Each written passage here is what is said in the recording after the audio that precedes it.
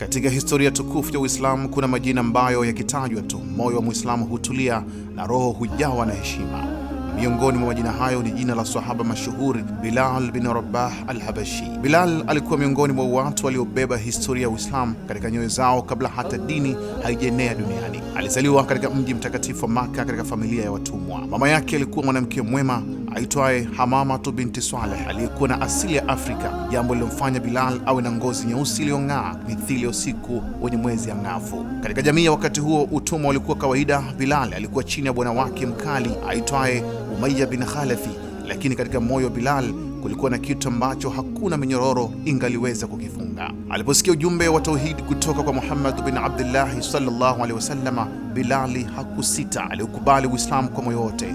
Hata hivyo, imani hiyo ilimgharimu mateso makubwa. Umayya ibn Khalafi alimtesa sana, akimlaza juu ya mchanga wa moto jangwani na kuweka jiwe zito kifuani mwake akimtaka aukane Uislamu. Lakini Bilal, pamoja na mateso yote hayo, hakutikisika. Katika kila maumivu, katika kila mateso, maneno yalikuwa yale yale yakitoka kinywani mwake, yani Mungu ni mmoja, Mungu ni mmoja, Muhammadu ni mjumbe wa Mwenyezi Mungu. Hatimaye mateso hayo yalimalizika pale sahaba mtukufu Abu Bakar Siddiq radhiallahu anhu alipomnunua na kumweka huru kwa ajili ya Mwenyezi Mungu. Baada ya Bilal kuingia katika uhuru huo, Bilal alibaki karibu sana na Mtume Muhammadin sallallahu alaihi wasallam.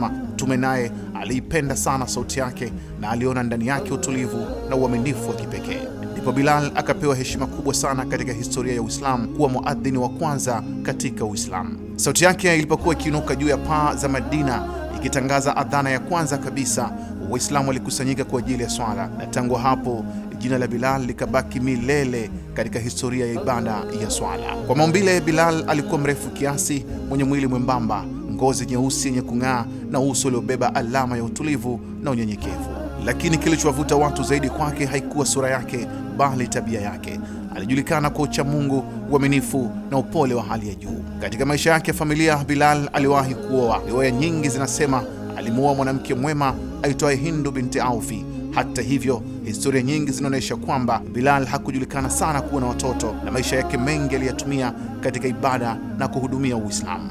Katika tukio lilovunja moyo wa Bilal lilitokea mwaka ambao kipenzi chetu Mtume wetu Muhammadin sallallahu alaihi wasallam alitawafu dunia. Inasemekana Bilal alihuzunika sana kiasi kwamba hakutaka tena kuendelea kuishi katika mji wa Madina kwa kuendelea kutoa adhana, kwa sababu kila alipofika katika maneno ashhadu anna Muhammadar Rasulullah, machozi yalikuwa yakimtiririka. Hatimaye Bilal aliamua kuondoka Madina. Alihamia katika ardhi ya Damascus katika eneo la Syria, ambako aliishi maisha ibada na utulivu hadi alipofariki. Lakini hata baada ya karne nyingi kupita, simulizi ya Bilal bado inaishi katika nyoyo za Waislamu. Ni simulizi ya mtu ambaye hakushinda kwa nguvu za silaha, bali kwa imani, subra na ujasiri wa kusema ukweli. Bilal alikuwa mithili ya taa iliyowashwa gizani. Mateso alijaribu kuizima, lakini badala yake mwanga wake uliangaza zaidi. Mpaka leo jina lake linatajwa kwa heshima katika kila adhana inayoinuka duniani. Siku moja Mtume Muhammadin sallallahu alaihi wasallam alimwambia Bilal kuwa usiku aliota au alipewa habari kwamba alisikia sauti ya nyayo za Bilal peponi.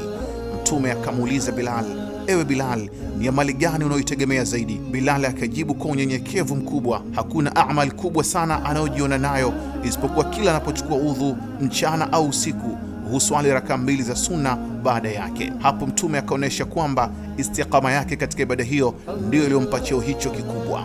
Wanawazuoni wengi wanasema tukio hili linaonyesha mambo mawili. Bilal alikuwa na daraja kubwa mbele ya Mwenyezi Mungu Subhanahu wa Ta'ala. Amali ndogo lakini ya kudumu inaweza kumpandisha mtu daraja kubwa sana. Katika moja ya tukio la kusikitisha na kuhuzunisha kwa watu wa Madina, baada ya miaka mingi kupita tangu kufariki kwa Mtume Muhammadin sallallahu alaihi wasallam, Bilal aliendelea kuishi katika ardhi ya Damascus, lakini moyoni mwake kulikuwa na kumbukumbu ambayo haikuwahi kufutika. Kumbukumbu ya siku ambazo sauti yake ilikuwa ikiinuka juu ya paa za Madina ikiwaita Waislamu kusimama mbele ya Mola wao. Siku moja inasimuliwa kwamba Bilal alirudi tena katika mji wa Madina baada ya muda mrefu tangu kuondoka kwake. Watu wa Madina walipomwona, mioyo yao ilijawa na furaha na huzuni kwa wakati mmoja. Walimkumbuka muadhini wao wa zamani, sauti ambayo ilikuwa imezoea kupenya katika anga la mji huo mtukufu. Wakamwomba kwa shauku kubwa, ewe Bilal, tupe adhana kama zile za zamani.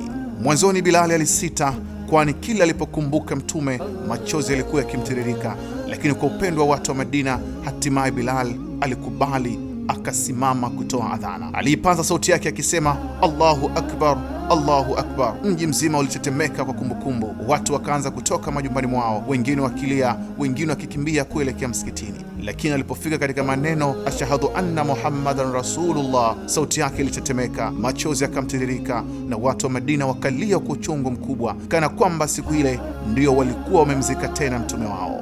Ilikuwa adhana iliyovunja mioyo, lakini pia adhana iliyokumbusha dunia kwamba kuna watu ambao historia yao haifi kamwe. Bilal hakuwa tu muadhini wa kwanza wa Uislamu, bali alikuwa sauti ya imani ambayo ilivuka karne na vizazi, na mpaka leo kila adhana inayoinuka duniani kuna kivuli cha sauti ya Bilal kinachotembea ndani yake. Kama ilivyo kila nafsi itaonja mauti, sahaba Bilal bin Rabah al-Habashi alifariki dunia katika mwaka wa 20 Hijria, takribani mwaka wa 640 miladia, katika kipindi cha ukhalifa wa Umar bin Khattab radhiyallahu anhu. Bilal alifariki katika mji wa Damascus uliopo katika nchi ya Syria. Alikuwa amehamia huko baada ya kuondoka Madina kwa sababu ya huzuni yake baada ya kufariki kwa kipenzi chake Mtume Muhammad sallallahu alaihi wasallam ilikuwa kubwa sana. Bilal hakufa kwa tukio la ghafla au vita, bali alikufa kifo cha kawaida baada ya kuugua kwa muda kutokana na uzee. Inasimuliwa kwamba alipokuwa katika siku zake za mwisho, mke wake aliona huzuni na kusema, ole wangu, ni huzuni kubwa. Bilal akamjibu, ni furaha iliyoje, kesho nitakutana na vipenzi vyangu Muhammadin na maswahaba wake. Maneno haya yanaonyesha namna alivyokuwa na hamu ya kukutana tena na mtume na maswahaba waliomtangulia. Baada ya kufariki kwake Bilal, Waislamu wa Damascus walihuzunika sana. Bilal alikuwa mtu mashuhuri na anaheshimiwa sana huko Damascus. Mazishi yake yalifanyika kwa heshima kubwa na Waislamu wengi wa mji huo walishiriki kumzika.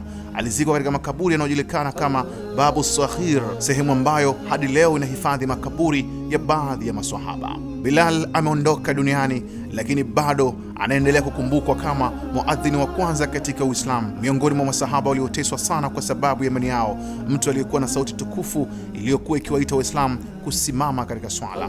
Mpaka hii leo kila dhana inapopanda juu ya minara ya misikiti duniani, jina la Bilal bin Rabah al-Habashi hutajwa kama sehemu kubwa katika historia ya Uislamu. Huyo ndio Bilal bin Rabah al-Habashi.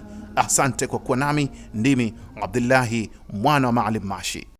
Kutokana na maombi na ushauri wa wadau wa Kishki TV duniani kote ya kuomba kuichangia Kishki Online TV ili nao wapate kheri zinazotokana na kazi hii, sasa milango ipo wazi kwako Muislamu popote pale ulipo. Unaweza kuichangia Kishki TV kwa kutoa sadaka yako ili umma wa Uislamu uendelee kunufaika na maudhui ya vipindi mbalimbali vyenye ukumbusho na mafundisho lukuki kutoka hapa Kishki TV. Kumbuka kutoa sadaka hata kwa kiasi na ikhlas na kufurahi pindi itakapofika korabuka. Changia Kishki TV kupitia Airtel Money 0789445555 au Vodacom M-Pesa 0746588888. Jina Kishki Online TV.